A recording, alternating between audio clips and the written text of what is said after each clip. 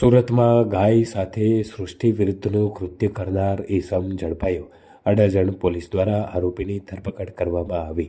હાની park road પર રહેતા બ્રિજમોહન યાદવ નામના ઈસમની પોલીસ દ્વારા ધરપકડ કરવામાં આવી।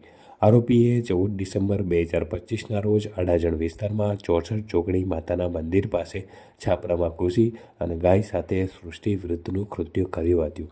ગાયના પાછળના બંને પગ બાંધી અને તેની સાથે સૃષ્ટિ વિરુદ્ધનું કૃત્ય કરવામાં આવ્યું હતું।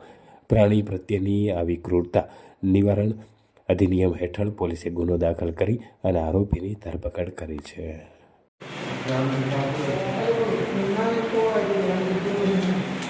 Thank you.